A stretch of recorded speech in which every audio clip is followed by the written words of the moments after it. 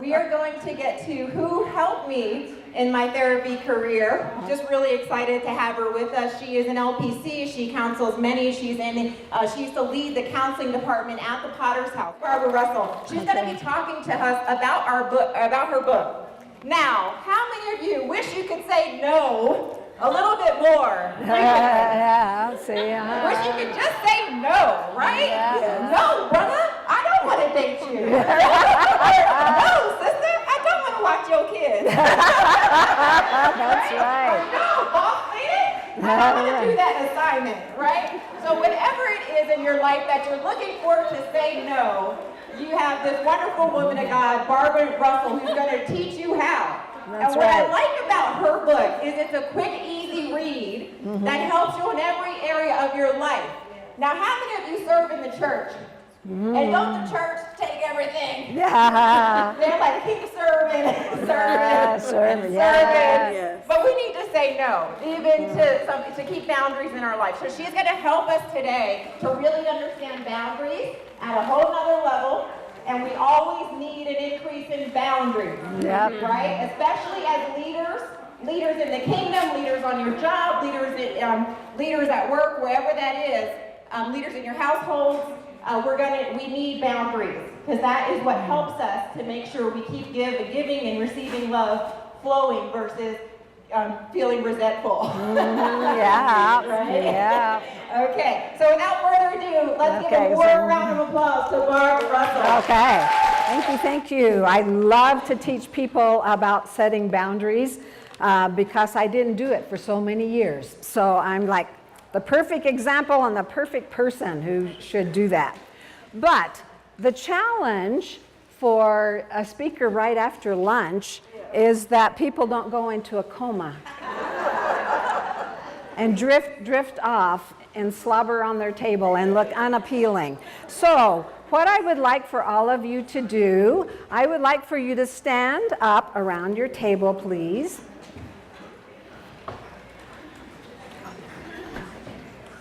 And here's what we're going to do. So this is just a little extra benefit that you can learn. And actually, if you did it every day of your life for 2 minutes, you are going to benefit. Because what we're going to do is if you can see me, and those who can't see me, if you'll pass the word, we're just going to do a gentle bounce, and we're going to shake our hands, okay? Now, you're not holding microphones, so you can do both, and so all right. Now, where I learned this, John Gray said, you know, if you did this 5 minutes every day, you would start losing weight. I said, whoa. Now, I don't know. I haven't checked that one out. But still, all right? So now we're all bouncing, we're shaking. And now what I want you to do is incorporate some deep breathing. And you can do that. And everybody knows how to do deep breathing, right? So you inhale, 1, 2, 3, 4. Hold that for 3, 2, 1. Now blow it out. Completely. So you're going to be doing a count of 8. So you're going to do in through your nose, down to your diaphragm. 1, 2, 3, 4, and you're still shaking and baking, all right? And you're gonna hold it, that's right, see? And then you're gonna blow it all out. Wow. Now let me give you another little trick while we're shaking and bouncing, because surely we'll lose at least, a pound or something. Surely. Gotta be guaranteed here, right? So we're going to still keep doing this.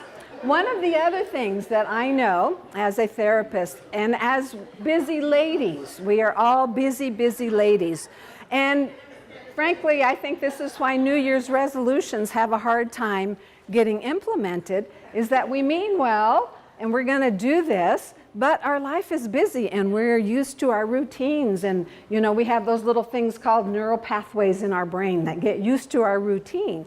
So you will be most successful if you try to incorporate something that you've already got going.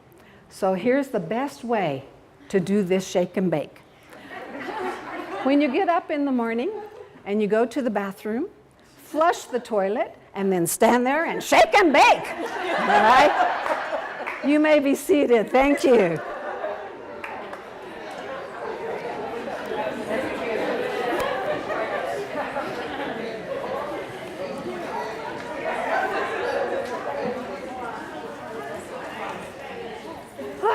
Okay,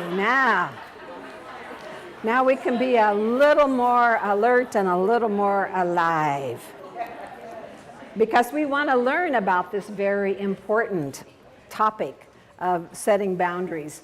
You know, as Christians, why I love speaking to Christian groups, although I speak to others as well, when I say something like this, in order to be spiritually mature, you cannot remain emotionally immature. In order to be spiritually mature, you cannot remain emotionally immature, with all that that encompasses. So that encompasses having those hurt feelings, having all of the pain, having the past that you haven't dealt with. But if you are going to be your best for God, and that's what He's put you on earth to do, right? To be your very best. You have a purpose, you have a design, and if you want to do that and be your purpose, you want to be your best. So that means you're going to have to deal with stuff. And the more emotionally healthy you get, and of course, part of that encompasses setting boundaries. So I want to tell you a little bit about Susan.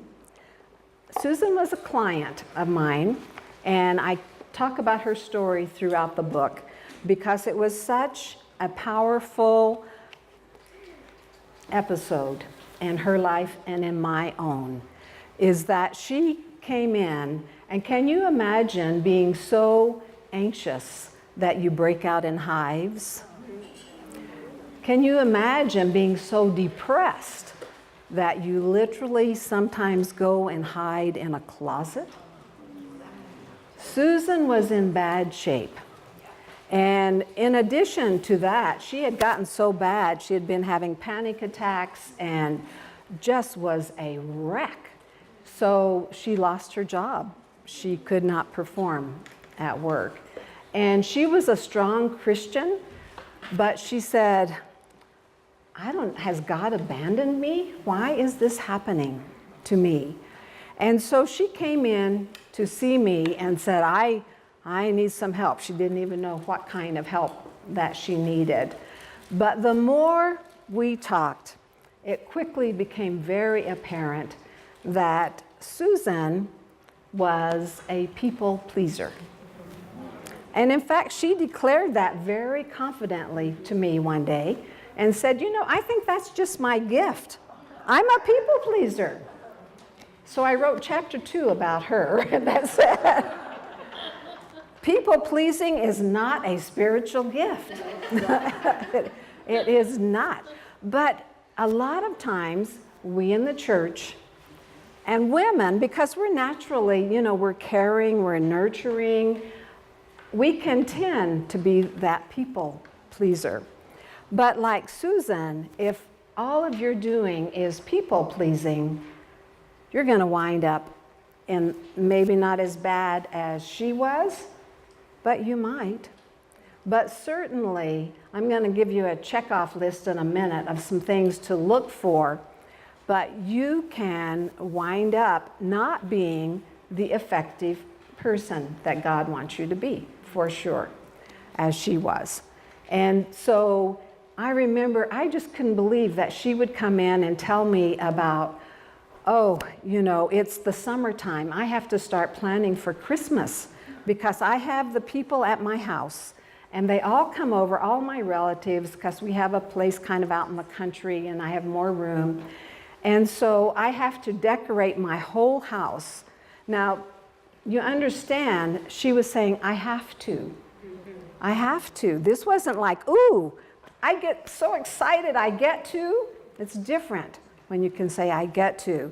Well, then she started telling me about, then I have to cook all of this stuff. And I have to do at least 6 different types of meals because I have all of these people who won't eat this thing or that thing or the other thing. I thought, Lord, lady, this is very bad. You are in your own prison. And she truly was. No wonder she wanted to hide in the closet. And no wonder she was having panic attacks. So we started on a journey, Susan and I, and she began to learn. She didn't even know, really, and recognize that. But that people-pleasing came from a lot of fear and a lot of messages. So I'm going to read you off a checklist. I want you to listen and see what things might apply to you and where that might be coming from. Because, you know, we all grow up with messages that we hear and things that we are told, things that we absorb that help us live our lives and become who we are. But when they are unhealthy, we need to unlearn them. So, in chapter 11, I talk about some myths about saying no. And one of the myths, so here's a few of them. See if you can relate to any of them, if you do make a mental or a physical note. If I say no, I'm selfish. When I say no, that means I'm being angry, and being angry is wrong. How many times do we see people in the church think that you cannot be angry, even though the Bible clearly says, be angry and what? Sin not. So all we have to do, you know, is not throw people across the room and kill people and, you know, destroy property. We can be angry. It's okay. God says, do it. He made us emotional people. And we know that we women are more emotional generally than the average Joe, the guy. All right, but that's a whole different story. If I say no, I will hurt others, or I will be hurt by them. If I say no, I will lose something or someone I love. But here's some common consequences from saying yes when you really should say no. You feel resentful. I am unappreciated. I do more for others than they do for me. I find myself not wanting to be with certain people. I get angry, anxious, frustrated when I'm around those certain people very much. I often feel misunderstood. A lot of times, those very symptoms, when you can be truthful and honest with yourself, will start leading you on a path toward healing. But you've heard that old phrase, you cannot conquer what you do not confront. And so we have to admit it and be honest and say, yeah, I need some help. The other thing is that generally people without good boundaries are not good at self-care. So we might do good with the other things, but on self-care, we might need to look and see, do we do things, do we take time for ourselves? Or are we just so busy doing things for the church and doing things at home and doing things for other people that we don't take care of ourselves? So that's another important element. So I'd like for you to consider that. But let me tell you a little bit about why it's so hard to say no. And what I want you to do, we're going to ask this question, and I want you to discuss it at your tables, just really quickly, just for a couple of minutes. Everybody kind of chime in. And then if our table leaders could listen to the main things that they heard and shout out those responses after we've had a time to discuss, all right? So table leaders, you ready? So think about, as you know, probably most of you, most of what we have learned and have impacted us happened in our childhood. And good or bad, our parents are not perfect and they don't raise perfect kids. And so ever since the Garden of Eden, we've walked out and we've had issues and problems. And so we need to learn about them. But I want you to think about your childhood and what did you learn from your environment growing up. So Here are the things that I want you to discuss at your table, either one or more. Spoken or unspoken rules that impacted me. Negative messages that I received. Okay? So, I want you to take a couple of minutes, discuss this at your table, and then the table leaders are going to just shout out one or two as we go around the room and hear what people have said. Right? Spoken or unspoken rules that have impacted you, and negative messages that I received. 3, 2, 1, go. Okay.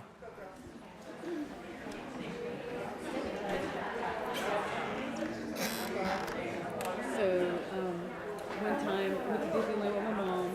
She got a picture drawn of herself and then a glass screen.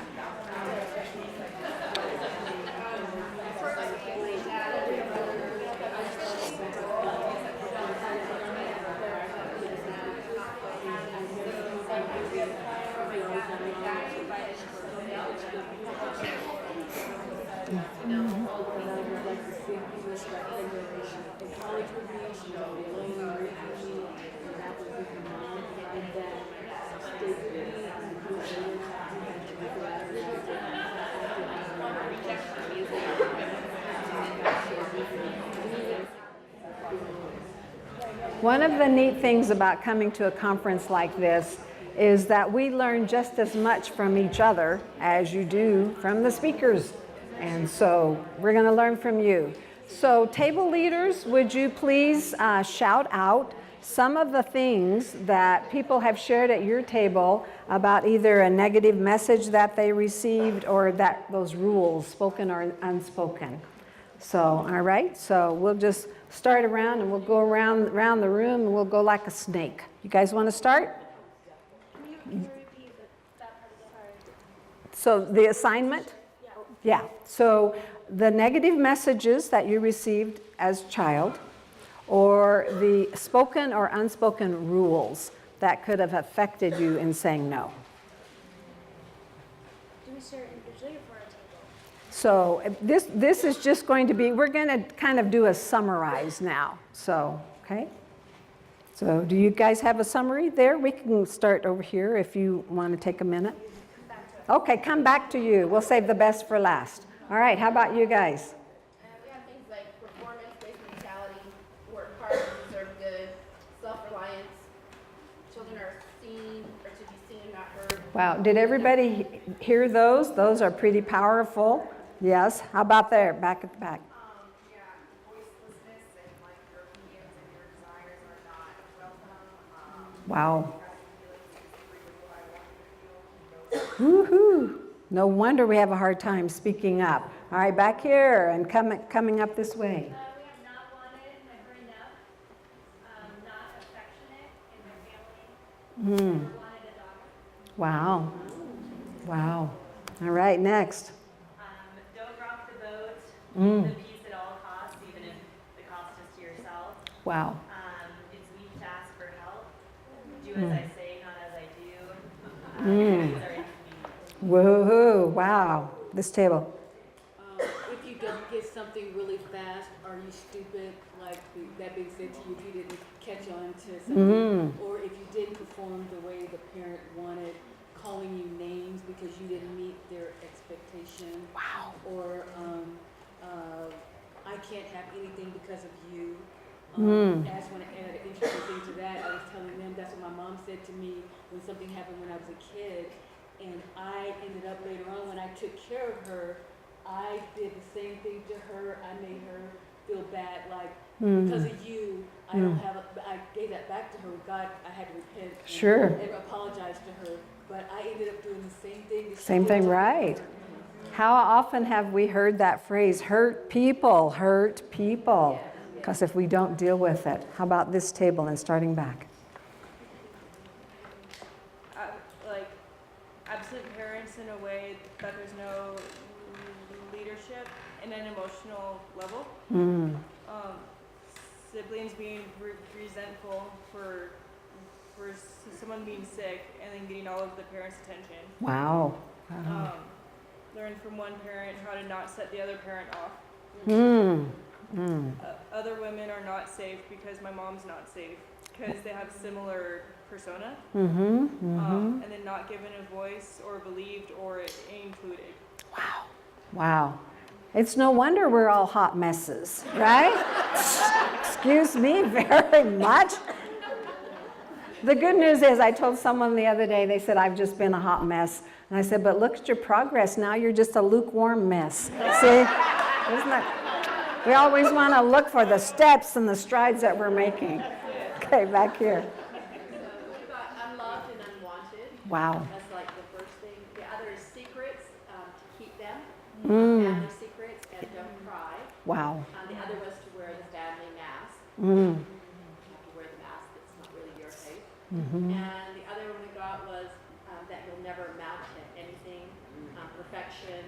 Wow. So there's a level of perfection that's unattainable. It was said that once was hit, that it was raised again and again. So it was just never reachable, and that never amount to anything that. We talked about conforming to that party of others, but who are the others? Yeah, there you go. Who are those others? Right. But as was spoken earlier today, the power of words, spoken over us and spoken to us, and the words that we say to ourselves. Wow. Food fixes everything. Food fixes everything. Wow. Next. Others? Yes. Okay. Unaddressed issues leave us feeling unvalidated. Don't talk about sex. Don't learn to be a conflict resolver. When you don't perform and do well, you're a failure. Wow. Emotions swept under the rug. Don't talk about anything that causes you to be vulnerable. So. Wow. Wow. Powerful words. Okay, back here. Nothing will come easy for you. Life is hard work, so no encouragement to dream. Wow. Once you're married, then you will have a voice. You don't make good decisions. And then what? You don't make good decisions. Oh, wow. Yeah, over here. All right, sex abuse and physical abuse equated to love. Ooh, talk about confusing. If your head wasn't attached, you would lose it, meaning you're not responsible. Performance balance of behaviors equaling love or acceptance, and you're not good enough. Ooh, wow. How about this table? This hot mess table, we don't talk about that, no emotions, meaning if no emotions were allowed to be expressed and not safe as a child to express. No time for meaningful thought and rushed, and you ask too many questions. Wow. You'll never do anything or be anything. Domestic violence, a lot of domestic violence with a compliant housewife who did everything and never said no or say this isn't okay. Wow. She just went ahead and went with it. Wow. Did you guys come up with something? I got one Okay. that, I developed low self-esteem because later on I found, because my parents were insecure and low self-esteem. When your parents are insecure, then that, And then you just memorize and listen and you didn't feel like you had a voice, you couldn't really, So because I really learning really and feeling insecure, and that a real theme is don't have a voice. Well, let me tell you a psychological cycle that begins to happen. And I will explain it this way. It was like the little boy who was about 4 or 5 years old, and his father was an alcoholic, and he was a mean drunk.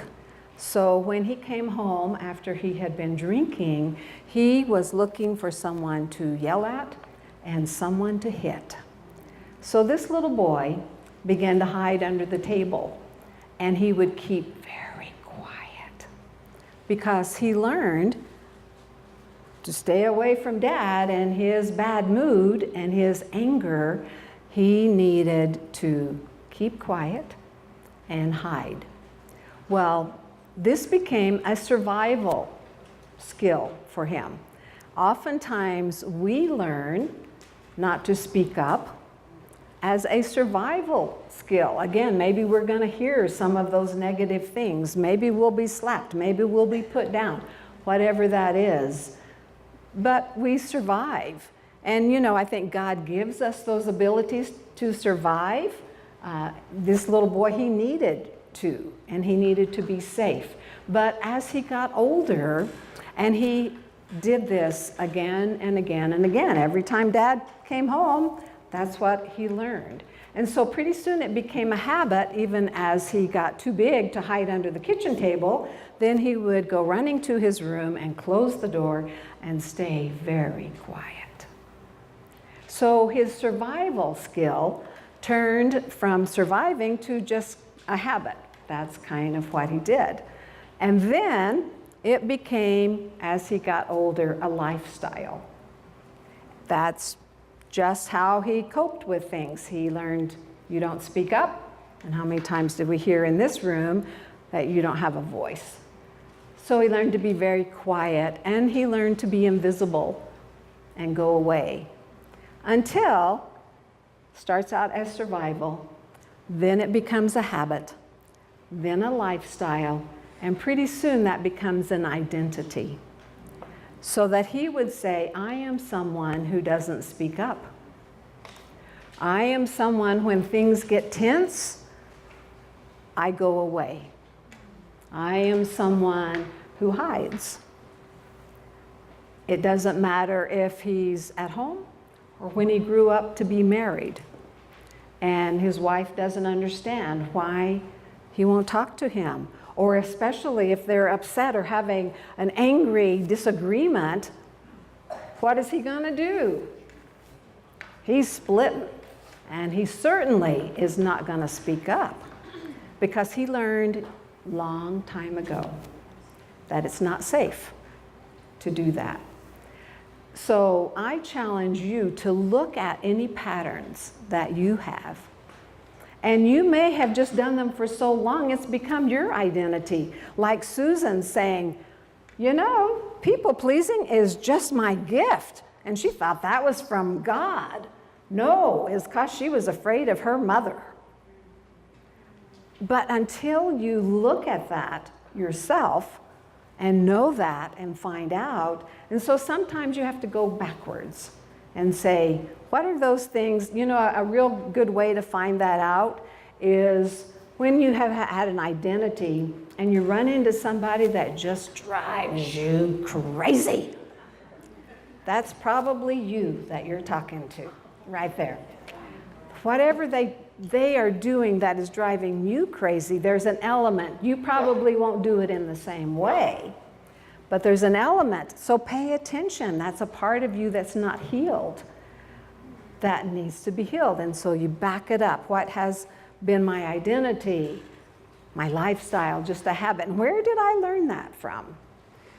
Then you can begin to change that.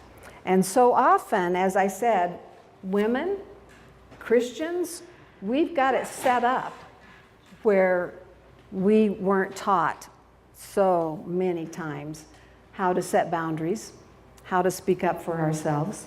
And certainly, you know, we usually say, yes, I know, I need to, I want to, yeah, but what will stop us from saying yes? What do you think stops us most often? Fear of rejection? Is that what you said? You bet. Because see, here's the other thing, we don't know how to do it. Usually, people wait until they are so angry. It's like, I've had it with this kid, I've told you again and again and again, and now you're going to be in your room for the rest of your life.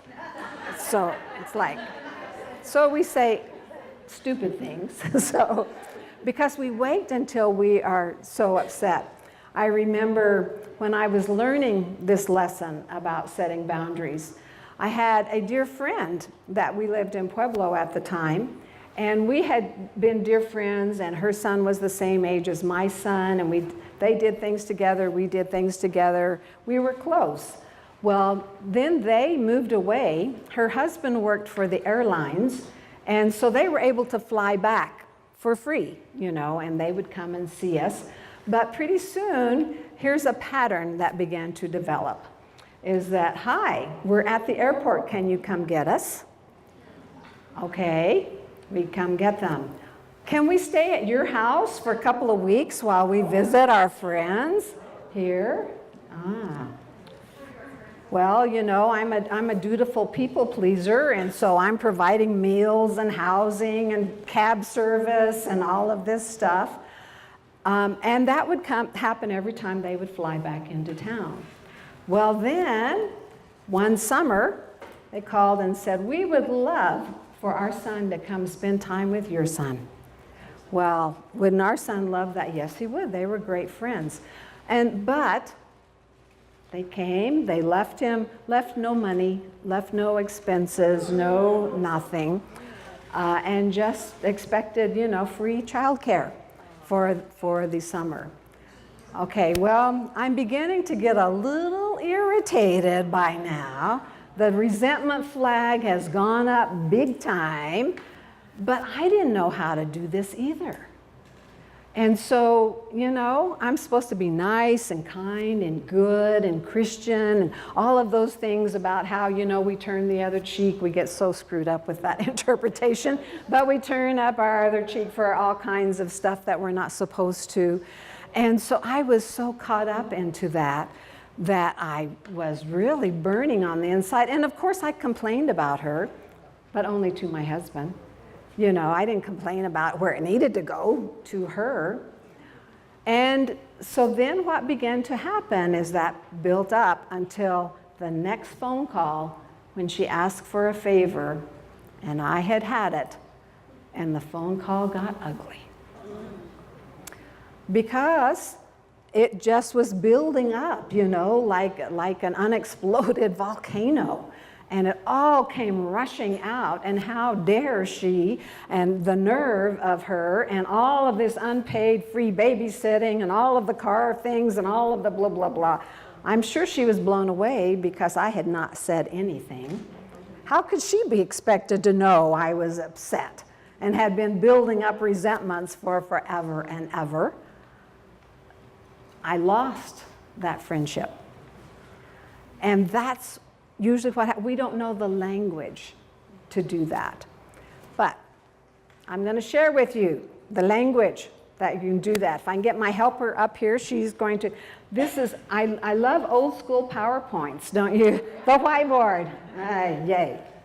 All right, so here's what you're going to walk away with, and I want you to write it down. If you need some help with setting boundaries, with saying no, with standing up for yourself, with speaking up for yourself, is learn from me that so you don't lose friendships.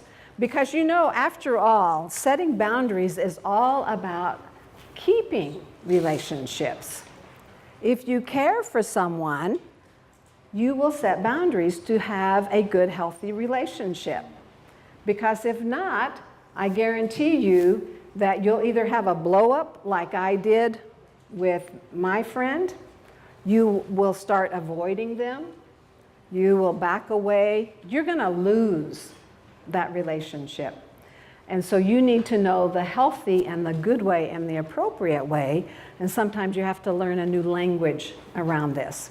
So the first step, and by the way, when this has been a pattern, this is definitely the time that you want to do it. Now of course it's okay to say what John Townsend described as the Christian curse word.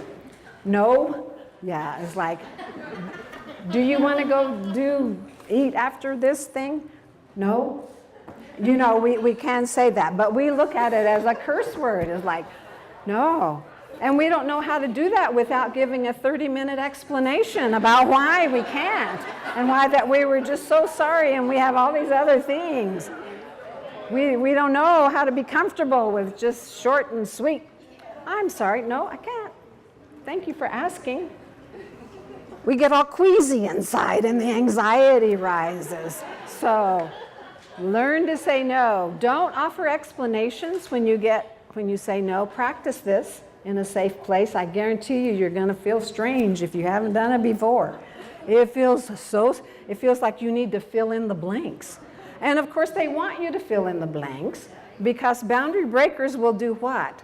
They'll blow holes in every no that you say because they don't want you to have your way, they want their way. Because that's how they grew up, okay? So, but we're talking now, this is a planned, this is a proactive boundary. So you're like with my friend, there's been a pattern that has been established, and so you want to break that pattern. So the first step is you're going to identify what you don't like. Now, usually we can do that pretty good, you know, but usually that's where it stays, and we just complain. And we hope that if we complain enough, that the other person will get the picture. Are they going to get the picture? No. They will think you're talking about somebody else. So, okay, so I will tell you what I learned from my bad experience when we get through. All right, number 2 then, very important, you identify what you want. Now, for those of us who have been trained not to speak up, we sometimes don't even know what we want. If somebody says, hey, do you want to go get Chinese or Mexican food afterwards? I don't know, whatever you think, whatever you want. We don't even know how to make up our own mind. Practice saying what you want to the mirror. Tell your mirror, I love Chinese food, so that you can say it. So that you can make a decision and say it when people ask. You know, this is just another side note. We women are so good at picking up on emotional cues, and that we think everybody should read minds just like we do. And we think we read minds. When you want to get married, write that down for sure. Your husband is not going to read your mind. And you have to learn to speak up. And now for a long time, for people pleasers who have learned that it's not okay, it's not safe to say what you want, it's much better to go along with the crowd that you say, oh, whatever you want. But as you begin to get healthier, learn to speak up for yourself. So if you have something that you don't like, you're going to identify that. And then you're going to say what you do want. Sometimes, actually, that is enough to change things. Because really, a lot of times we don't say what we want. But the third step, then, is you set a consequence. So if you said what you don't like, and you say what you do want, then you set a consequence to make it a real boundary. Now, this, of course, has to be something that you are totally in charge of. So you have to have complete authority, so you can't declare something about somebody. So here's what's going to happen. No, you have to say what you are going to do. So you don't have to go around. See, that's the other thing. We don't want to go around and dictate to people, and we should not. So we don't tell them, now you need to do this. But we say, I don't like this. This is what I want, and this is what I'm going to do. So you see, by the time I had blown that experience with my friend, I had learned when my next friend comes up and I start feeling taken advantage of, and she says, let's get together and plan a shower for one of our friends, and we all said yes, hooray, and she went out and spent hundreds of dollars that I couldn't afford and sent us all a bill in the mail. I'm saying, no, this is hauntingly familiar. This is not going to happen anymore. And if I want this relationship, we've got to do it differently. So now I had learned. But there's another important piece that you must take before you do this, and that is this: you count the cost.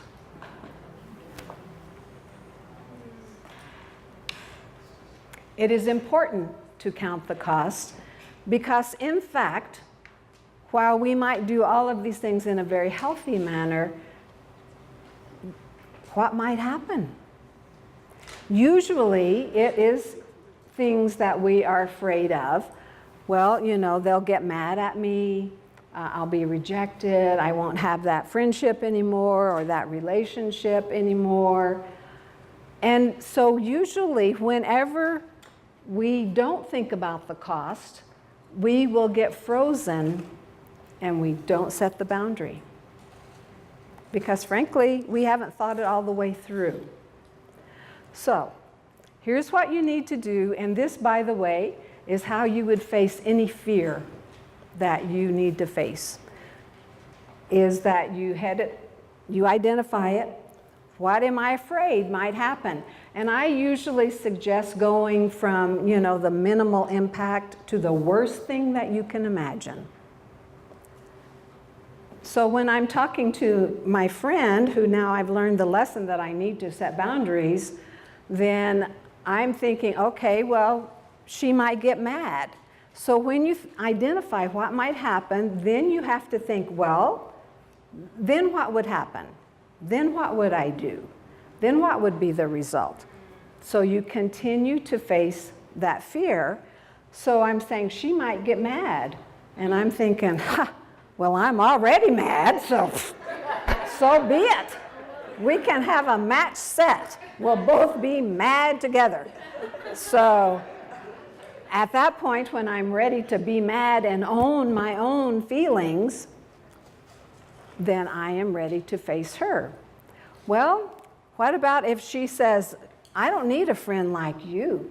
You know, if you're going to be ugly to me, because see, just like I always thought that was ugly, to say no and to set boundaries and say, please don't take advantage of me.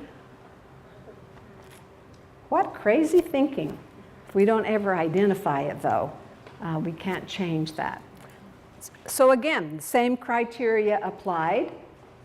If she says, I don't want to be friends anymore, well, who needs friends like this who sends me bills in the mail? Nope. So I'm going to be okay with that. When you count the cost ahead of time and you face the fear of all the what ifs and the what mights happen, then you will be prepared to set the boundary. So here's what I said to her that I wish I could have said to my friend that I lost the relationship with, is that, you know, when you sent me that bill in the mail without checking with me first, I got upset. And see, that's the other thing. We have to own our own emotions, our own feelings. Don't blame it on somebody else. You made me mad. No, I chose to get mad, to get upset. So I have to own my own feelings. So I say, when you sent me, I don't like that, and I take responsibility for how I felt about it. Now here's what I want. I would like for you to notify me ahead of time and see if I can afford that. I was going to school at the time. I couldn't afford that. So it came as a double whammy. So just check with me first. Because generally, the boundary breakers are people that you've probably dismissed with, that's just who they are. That's just how they are. And the rest of our group, you know, that we had talked about, because there was a group of us and she sent everybody a bill in the mail. And we just said, oh, that's how it is. And they brought out their checkbook. Not me. I said, no, I'm learning this boundary thing. Okay? Now, here's the consequence. If you don't, I said, I just won't be involved in planning any of the other parties that you have. She was the official kind of party planner that groups have. And she had other relatives that were coming up with significant celebrations, so I knew we'd be in for it. So, but do you see, it's the consequence that I could enforce. So I'm not telling her what to do.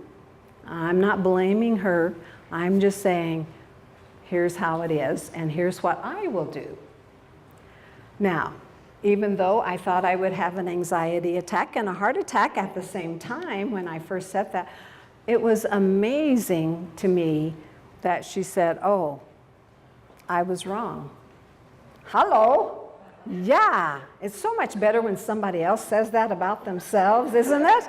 It's like, oh, I didn't have to point that out to you. Okay, this is good.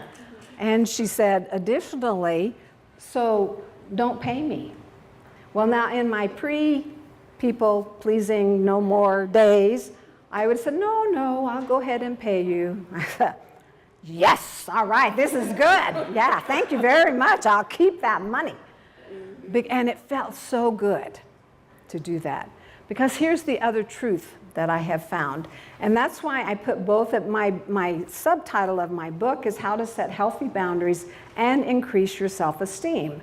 I find they go together very well.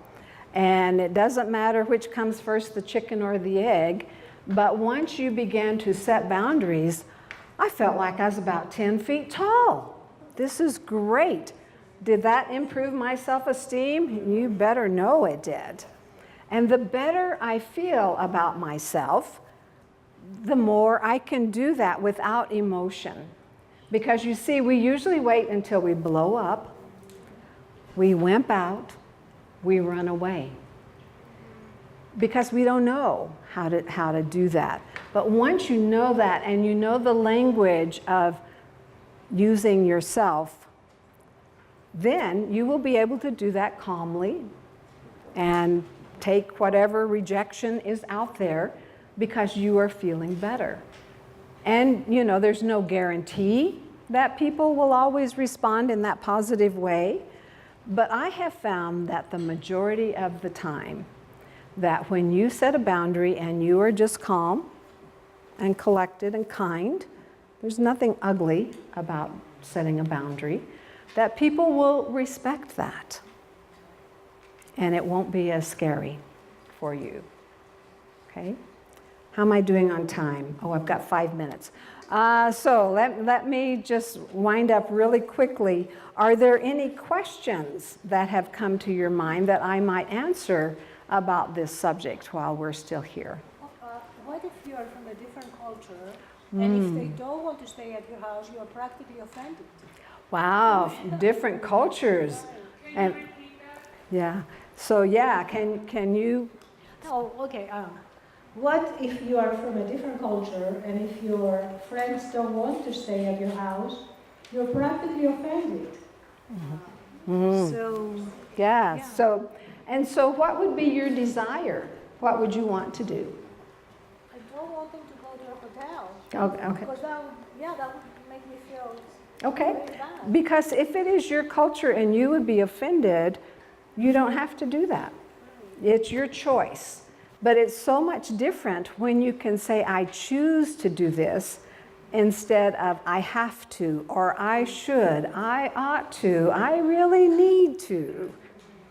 Those are all things, because I believe that God has said, when he talks about you should have life and life more abundantly, is that we need to have such life that we are filled up to here and we have extra to give. And so when you have extra to give, you do that truthfully, joyfully, with a happy heart. But when you are trying to please someone, or you're doing it because you're afraid of them, or what's going to happen, or your reputation, or whatever it is, and you're doing it because you have to, ought to, should, want, you want to, not I need to. Okay? Other questions that we might have? Yes, can you speak loudly? I'll try. Is it possible to set boundaries with any kind of personality? Like, or do they have to be emotionally stable and contribute?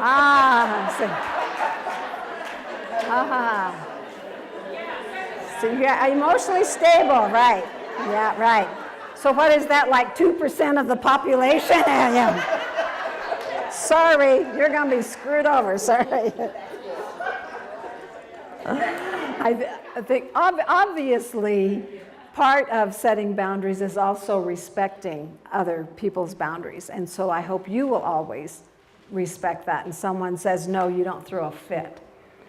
But you have to realize that some people will not be good. And you have to evaluate that and say, what might happen? And say, they are not emotionally healthy, so they're probably going to throw a fit or they're going to do whatever. Now, you can always remember, you don't have to set a boundary if you don't want to. This is your choice. So you can say, it's not worth it to me. I have this emotionally unhealthy person.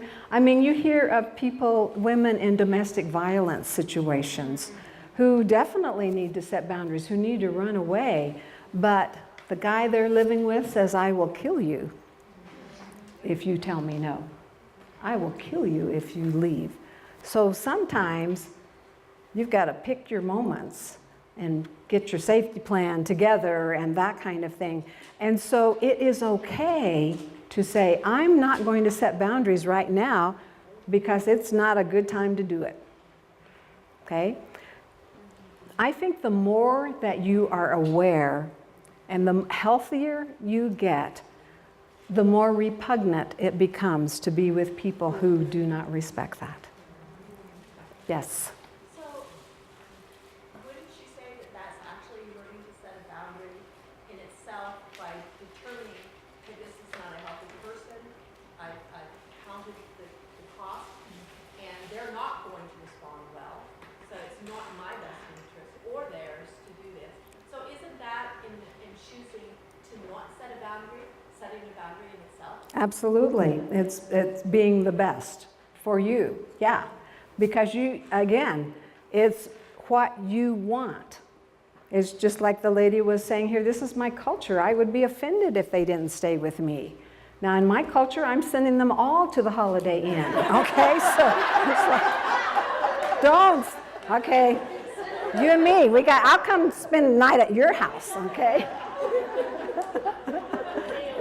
So, but you see, I did grow up kind of in the South where everybody would come visit and they stayed at your place and they would be quite offended if you didn't offer that to so I have come from that. So I had to work through that. So I can decide whether I want that inconvenience or not. And that is, as you said, your boundary. But you're choosing to do that. One last question, and then I'm going to give somebody a book that would really like to learn to set boundaries. One other question? All right, then somebody come up and get a book. All right, there we go. Thank you so much. All right, just one. I'll give two. Okay.